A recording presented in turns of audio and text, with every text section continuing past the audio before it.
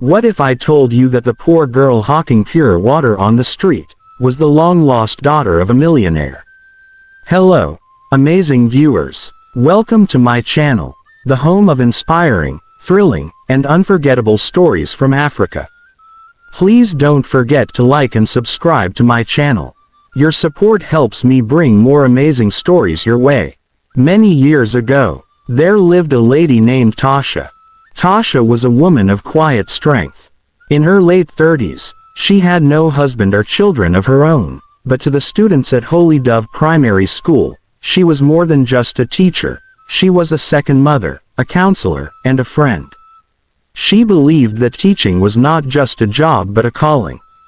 Her small salary barely carried her through each month, but that never stopped her from helping the most needy children in her class.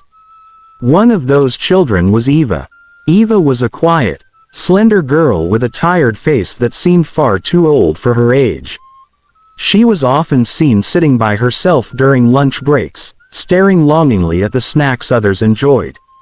Born out of wedlock to a teenage mother named Ofer, Eva had been abandoned shortly after birth. Ofer, barely 18, had left Eva in the care of her aging mother and traveled overseas in search of greener pastures. No one had heard from her since. Eva's grandmother, Mama Rose, was poor and frail. She lived in a tiny mud house at the edge of the village. To support them, Eva hawked sachet water after school, moving from street to street under the sun. Her uniform was always faded, and her shoes had long lost their soles. If not for Tasha stepping in multiple times to pay her fees, Eva would have been expelled. Despite her struggles, Eva was brilliant. She soaked in every lesson like a sponge. She read borrowed textbooks at night under the flickering light of a kerosene lamp. Her dream was to become a doctor, not just to heal others, but to take care of her grandmother and prove to herself that she was more than her past. Tasha grew increasingly fond of Eva. Something about the girl's resilience reminded her of her own childhood battles. She often bought Eva food and gave her old textbooks. When Eva won a spelling competition in school, Tasha cheered the loudest. But life was not kind. One day, Mama Rose fell seriously ill. Eva was devastated. Her only anchor in the world was slipping away. Lying weak on her bamboo bed, Mama Rose called Eva to her side. "Eva, my child," she whispered, handing her a small, dusty wooden box. "When I am gone, keep this safe. It holds the truth of where you came from." Eva opened it. Inside were photographs of her mother, Ofer, smiling in her school uniform with friends. Another photo showed Ofer with a handsome young man. "That's Desmond," Mama Rose said. "He's your father. Your mother never knew his hometown. They lost contact when he traveled." Tears welled up in Eva's eyes. "Find him one day. You deserve to know your roots." A few days later, Mama Rose passed away. After the burial, Eva's life became even harder. Her extended family refused to take her in, claiming she would only bring more suffering. One uncle accused her of being cursed, born out of shame and sin. She was sent away with only a nylon bag and the wooden box. She slept in school sometimes. She begged for food from street vendors. Yet, she still came to class every day, smiling faintly at Tasha, who always gave her a warm hug. When Tasha learned of her situation, she was heartbroken. She couldn't watch Eva waste away. She took Eva into her modest home and gave her a room of her own. From now on, she told Eva, "You are my daughter." With a stable home and support, Eva blossomed. She became the top of her class.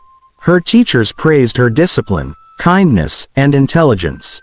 She won state-level academic awards and even started a reading club for younger students. Tasha helped her apply for scholarships. Soon, Eva got a full scholarship to a prestigious secondary school in the city.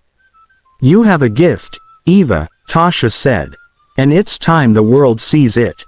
As Eva's life found new meaning, Tasha's heart also opened. During a teacher training workshop in the city, she met Jude, a soft-spoken civil engineer. Their bond grew quickly. Jude admired Tasha's passion and simplicity. After months of courtship, he proposed. Tasha said yes, her eyes sparkling with hope. Eva was happy. "You deserve to be loved, Auntie," she said. But trouble was brewing. After the wedding, Jude insisted that Eva not live with them. "She's not our child, Tasha. We need space," he said. But Tasha refused. "Eva is part of me. I won't leave her behind." Reluctantly, Jude agreed. Eva moved into their apartment in the city. Things changed quickly. Jude began to show his true colors. He ignored Eva, scolded her for small things, and made her feel like an intruder. "She's using too much electricity. She left water on the floor. She's always in the way." Tasha tried to keep the peace, but Eva began to retreat into herself again. One day, Tasha found her crying. "Uncle said I'm baggage," she whispered. Tasha's heart ached. "No matter what happens, you are mine," she said. "And I will always fight for you." Jude grew more distant. He came home late, barely spoke, and when he did, it was to complain. Tasha confronted him. "You're hurting her. She's just a child." "She's not my child," Jude snapped. Tasha faced a hard truth. Love built on conditions that would never last. Life in Tasha's home became more tense with each passing day. Jude had begun to show open resentment towards Eva. He no longer smiled at her, and whenever she spoke, he would grunt or walk away. Eva sensed she was no longer welcome in what she once thought was her second home. Despite Tasha's efforts to keep the peace, Jude began planting ideas in her mind. One morning during breakfast, he casually said, "My colleague is looking for a maid. Eva is growing. She needs to learn how to survive on her own. We can't babysit her forever." Tasha's face darkened. "Eva is not a burden. She's like a daughter to me." Jude didn't argue further, but the air between them remained cold. That night, Eva overheard them arguing. She sat quietly behind the door, listening as her name echoed like a curse in the room where she had once felt safe. That evening, she made a decision. "Auntie Tasha," she said softly, "let me go. If it will bring peace to your home, I'll go. I don't want to be the reason for your sadness." Tasha wept, but Eva hugged her and whispered, "You saved my life. Let me protect yours now." Eva packed her bag and moved to the home of Jude's colleague, Mr. and Mrs. Akand. The house was bigger, the neighborhood richer, but the warmth she had known in Tasha's care was missing. Mrs. Akand laid out her duties plainly: cleaning, washing, and taking care of their 2 children. The children were not cruel, but they were demanding. Eva worked tirelessly, before dawn and long after sunset. Tasha visited unannounced weeks later and found Eva in worn clothes, scrubbing the compound under the sun. "My God," Tasha whispered. "Eva, what have I done?" They embraced, and Eva smiled through tired eyes. "It's okay. I'm okay." Back in her room that night, Eva opened the old wooden box her grandmother had given her. She stared long at the picture of Desmond. "I will find you," she said. "And I will rise." Mr. Akand's behavior toward Eva changed. Compliments turned into uncomfortable stares. He began to corner her in the hallway and once even left a necklace under her pillow. Eva returned every gift with a note: "Please stop. I'm here to work." But the more she resisted, the more determined he seemed. She began locking her door at night, praying silently for protection. One day, after Mimi tripped and fell, Mrs. Akand accused Eva of being careless. Her voice was loud and cruel.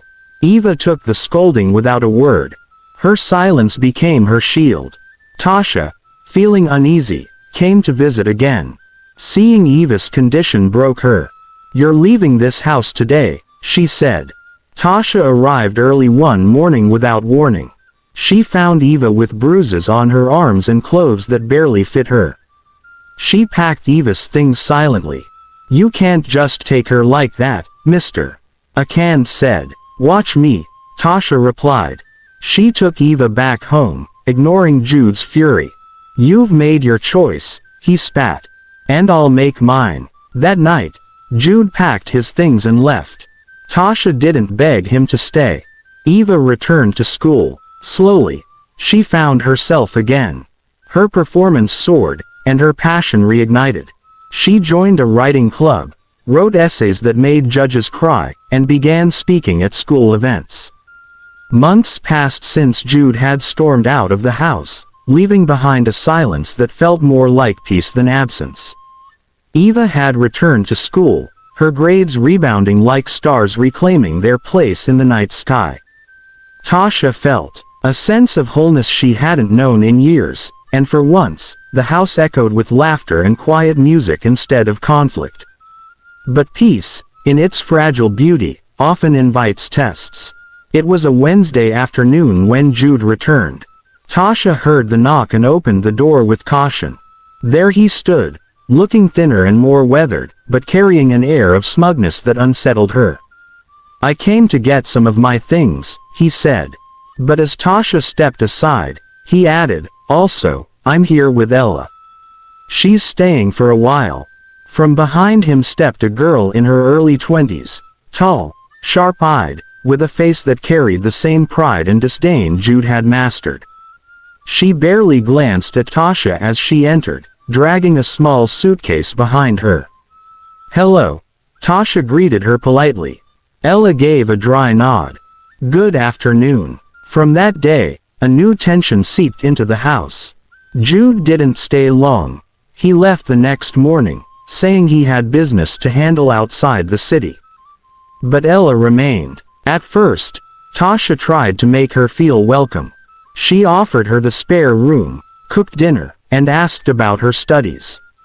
Ella had apparently dropped out of university months before, blaming unfair lecturers and jealous classmates. But the hostility was immediate. Ella didn't like Eva. She stared at her with narrowed eyes, sneered whenever Eva walked by, and never joined in household chores. "I'm not the maid," she told Tasha one evening when asked to help with dishes. "That's what you have Eva for, isn't it?" Eva said nothing, quietly rinsing plates at the sink. It didn't end there. Ella would wear Eva's clothes without asking.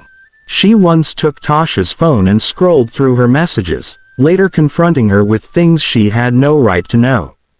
"I know you're planning to send Eva abroad for school," she said one night. "You think she's your daughter. She's just a charity project." Tasha's hands trembled, but her voice remained calm. "In this house, respect is non-negotiable. If you can't live peacefully, the door is open." But Jude, from afar, was pulling strings. He called Tasha often, pretending to check in. "I hear Ella's struggling. Please be patient with her," he'd say, using a soft tone that had once charmed her. "She's all I've got." But his real goal was clear: to wear Tasha down, to make life unbearable, especially for Eva. One Saturday morning, Tasha returned from the market to find Eva crying silently in her room. "What happened?" She said. "I should leave. That I've overstayed my welcome.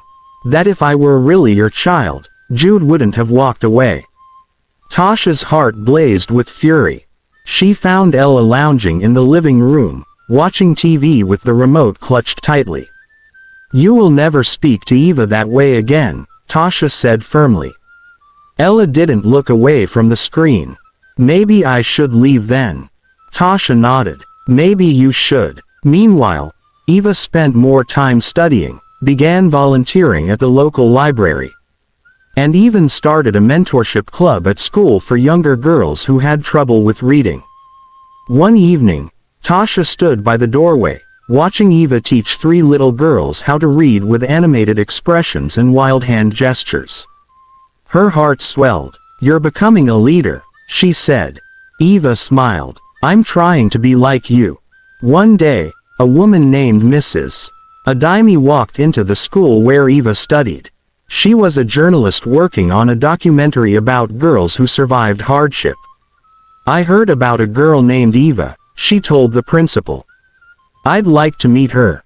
When Eva sat for the interview, she never mentioned names. But she told her story: the pure water hawking, the old wooden box, the betrayal, the kindness of a schoolteacher. Her story aired on local TV. Meanwhile, Jude had a friend who had been living abroad for many years. They grew up together in the same village, attended the same secondary school, and shared countless memories. His friend, a successful entrepreneur known only by his nickname, Big D, had promised to return home for the first time in over a decade. Jude was thrilled. "Ben, you're finally coming back." "Yes, my brother," Big D replied over the phone. "Next week. I need some fresh pounded yam and real Nigerian sunshine." "Forget the hotel," Jude insisted. "Come and stay in my house. Let's reconnect like old times." Ben agreed, and a week later, a dark SUV pulled into Jude's compound. Out stepped a tall, stylish man in his late 30s. His eyes were sharp, and he wore confidence like perfume, subtle but potent. Tasha welcomed him warmly, ensuring a room was well prepared. Eva helped carry his luggage, smiling shyly. "Welcome, sir," she said softly. "Thank you, my dear," Big D said. "Call me Big D, everyone does." He noticed the neatness of the house, the kindness in Tasha's voice, and the quiet respect in Eva's demeanor.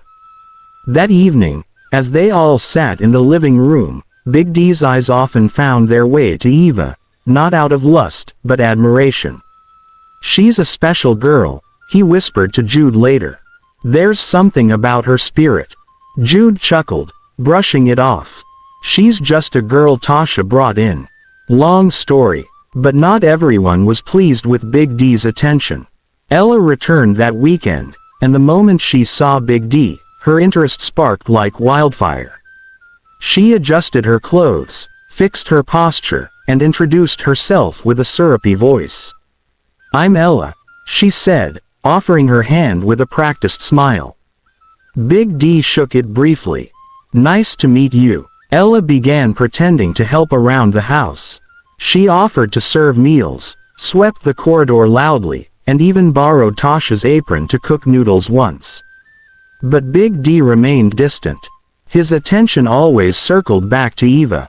One evening, after watching Eva solve complex math problems while tutoring some children, he approached her. "You're very intelligent," he said. Eva smiled, grateful but humble. "I'm just trying to do my best, sir." "I can see that," Ella noticed, and grew envious. Big D had brought a leather pouch containing several $1,000s. He planned to use part of it for an investment project back home. He kept it in a drawer in his room. One evening, the money went missing. He was furious. He called everyone into the sitting room. "There's a large sum of money missing from my room," he said sharply. "Nobody leaves until I find it."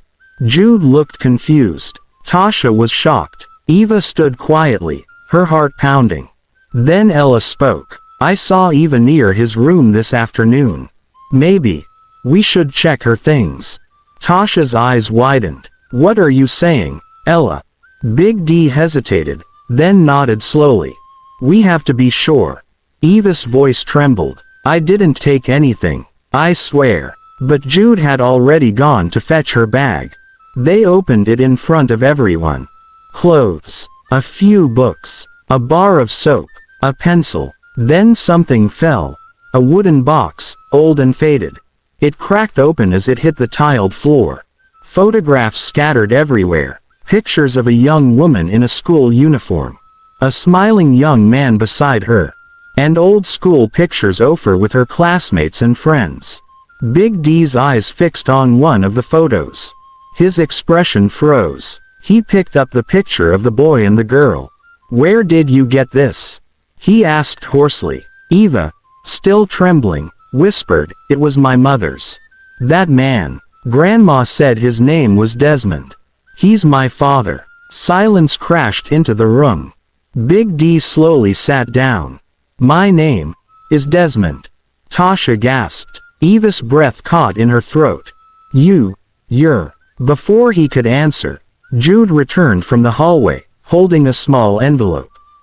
Check Ella's drawer, he said, eyes narrowed. I just saw something strange. They rushed in. In the bottom of Ella's drawer, wrapped in one of her scarves, was the missing money. Big D turned to her slowly. Why? Ella stuttered. I didn't mean to. I was going to return it. Tasha turned away in disgust. Jude lowered his head, ashamed. But Desmond turned to Eva with eyes full of tears. The room was still as Desmond, formerly known to all as Big D, clutched the photograph in his trembling hands. His eyes moved from the photo to Eva, searching for traces of Ofer, of himself, of the past he had buried in time. He said nothing to Ella, who stood frozen by the door, her false accusations exposed. His focus was entirely on the girl standing before him, this girl with gentle eyes and the strength of a lion's heart. He turned to her. Eva, please, can we talk privately? Tasha nodded, guiding Ella and Jude out of the living room. Desmond sat opposite Eva, laying the photographs gently on the table like sacred relics. I need to know everything you can tell me, he said gently. Eva nodded, her voice calm but still tinged with emotion. My mother's name was Ofer. She got pregnant with me while she was in senior secondary school. After giving birth, she left me with her mother and traveled abroad. We never heard from her again. Desmond's eyes filled with pain. Ofer, she was my classmate. After our final exams, we got close. Too close. We were both young and careless. I left town immediately after school to join my uncle in Port Harcourt, and then I moved abroad. We never exchanged numbers. No one told me she had a child. Eva was quiet, but a single tear slipped down her cheek. I'm so sorry, he whispered. I didn't know. If I had known. The next morning, Desmond insisted they go to a hospital in the city. We need to be sure, he said. I believe you, but I want proof. So no one ever questions this again. Tasha accompanied them as they drove to one of the best medical centers. Blood samples were taken, and the results were promised in a few days. Those days felt like years. Finally, the results came. Eva sat quietly as the doctor read the result aloud. The DNA test confirms, with a probability of 99.98%, that Mr. Desmond is the biological father of Miss Eva. Desmond leaned back in his chair, eyes closed in relief. Then he reached out and gently held Eva's hands. I'm your father, he said again, but this time with absolute certainty. And I'm the proudest man alive to be able to say that. Eva smiled, and this time, the tears were not from pain, they were from joy. Desmond turned to Tasha. Thank you. You didn't just teach her. You raised her. I owe you a debt I can never repay. He faced Eva again, emotion cracking his voice. I'm sorry, Eva. I wasn't there to protect you. I wasn't there to buy your first school uniform, to cheer for you at events, or to carry you on my shoulders like fathers do. All because I was chasing my future without knowing I had already left part of it behind. Youthful exuberance, foolishness, made me think I could take love lightly. That last day, when Ofer and I gave ourselves to each other after exams, I had no idea she would bear this consequence alone. Eva squeezed his hand. You're here now. That's what matters. Desmond left the hospital that day feeling like a man reborn. Every heartbeat now echoed with a mission, a second chance. He had found his daughter, and nothing in the world mattered more now than restoring the years they had lost. Back at Tasha's house, the atmosphere had shifted. Jude kept to himself, embarrassed by his behavior, while Ella refused to leave her room, her pride shattered by the weight of her exposed lies. But Desmond didn't focus on them. He focused on Eva. They sat outside on the veranda later that evening, watching the sky turn orange as the sun dipped behind the rooftops. Desmond placed a warm hand on hers. "I want to be part of your life, Eva. Not just in name but in everything that matters. I want to support your education, take you places you've dreamed of, and be the father you've never had." Eva looked at him and smiled faintly. "I don't need anything fancy. Just time. Time to understand you, to talk, and maybe call you Dad without feeling strange." Desmond nodded. "We have all the time in the world, my daughter." The very next day, Desmond began making calls. First, he reached out to a prestigious international academy that offered scholarships for outstanding African students. He submitted Eva's academic records, awards, and writing samples. Within a week, they replied with interest. But he didn't stop there. He also hired a private tutor to help Eva prepare for international exams and paid for her to enroll in a weekend coding program, knowing how much she loved technology and storytelling. "I want you to dream big," he told her. "The world is wide, but you're ready for it." Eva flourished under his guidance. She began writing again, journaling her journey, and drafting short stories about girls who grew up with nothing but still changed their worlds. Her confidence bloomed. At the same time, Desmond bought a new house on the outskirts of the city. It had a small library, a garden Eva could tend, and a study room for her books and creativity. He invited Tasha to join them. "You are part of her story," he told Tasha. "You are part of mine now, too." Tasha, overwhelmed with gratitude, she became Eva's official guardian and continued teaching at a private school nearby. As the weeks turned into months, Desmond and Eva became inseparable. He showed her photos from his youth, taught her how to cook her mother's favorite dish, banga soup, and promised to help her find Ofer, wherever she might be. "Even if I have to travel across the world," he said, "we will find her." One afternoon, as Eva stood beside Desmond in their new garden, she looked up at him and said, "Thank you, Daddy." He looked at her, startled. Then his eyes watered. "I've waited my whole life to hear that," he whispered. "Time, they say, has a way of healing wounds. But it also reveals truth, and with it, redemption." Jude, who had watched all the revelations unfold, the truth about Eva, the DNA results, the bond between Desmond and his daughter, began to reflect deeply. One Sunday afternoon, he knocked on the door of Tasha's room. She opened it, cautious.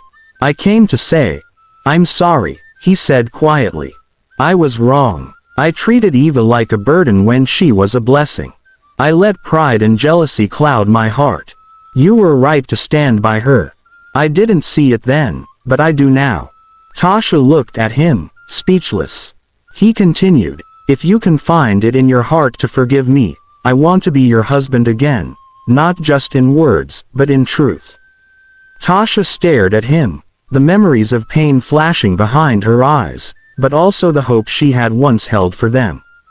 Slowly, she nodded. "I forgive you, Jude. Let's begin again." They embraced, and from that moment, a new chapter opened for their marriage, one built on understanding, humility, and love. Desmond, ever grateful for Tasha's sacrifice, decided to honor her in a grand way. He bought her a new car, opened a modern educational resource center in her name, Tasha's Hope Center for Girls, and often referred to her in public as the angel who raised my daughter. Weeks later, Desmond, Tasha, and Eva journeyed together to Eva's village. The visit was emotional. Eva stood by her grandmother's grave with a calabash of palm wine, as local elders led a traditional rite for her mother, Ofer. Though Ofer was not dead, her absence was symbolic of a spirit lost between worlds. According to tradition, the child she left behind had now been accepted into her father's lineage. Desmond, dressed in his native attire, formally introduced himself to the village elders. "I am Desmond Eaker, son of the late Chief Eaker of Odo. I am here to take my daughter home. But I do not forget where her story began." Eva was blessed by the elders, given a symbolic bracelet of her people, and recognized as both daughter of the soil and heir to Desmond's legacy. Before leaving, Desmond built a new bungalow for the village's only school in memory of Eva's grandmother. "She kept my child alive when I didn't even know she existed," he said. The villagers danced, sang, and praised the family that had once suffered in silence. Eva completed her final secondary school exams and passed with flying colors. She received an international scholarship from the academy Desmond had contacted earlier. The offer came with a fully funded academic program, travel allowance, and accommodation abroad. The day she boarded the flight, the entire family was at the airport. Tasha hugged her tight. "You carry our hopes with you. Make us proud." Jude added, "You've already made us proud, Eva." Desmond held her close. "The world is waiting for your light. Shine, my daughter." With tears in her eyes, Eva waved goodbye and stepped into her destiny. 5 years later, Eva returned home. But she wasn't just Eva anymore, she was Dr. Eva Desmond, a global youth ambassador, technology developer, and author of 2 best-selling books, The Water Girl's Dream, and Raised by Angels. She had spoken at international conferences, met world leaders, and helped build digital learning centers in 5 African countries. During her speech at the opening of a new center in the town, she said, "I was a girl hawking pure water. Abandoned, misunderstood, forgotten. But one woman gave me a pencil, and then gave me her heart. If only she knew who I was, maybe she wouldn't have helped me. But she did, and that made all the difference." Tasha stood in the front row, wiping tears from her eyes. The crowd rose to their feet in a standing ovation.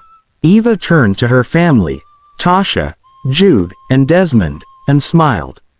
She had found her voice, her roots, and her future. And she had become everything they had dreamed of, and more. What's the lesson here? One act of kindness can change a destiny, and in doing so, transform many lives. Also, the greatness hidden in others often reveals itself only we've chosen to love them. The end. Thank you so much for watching till the end. Your time means the world to me, and I don't take it for granted. Every view, every like, every comment, they encourage me more than you can imagine. I pray that as you support me, God will support you too. May favor find you, may joy never depart from your life, and may all your dreams come true. Please don't forget to like, subscribe, and turn on the notification bell to support my growth.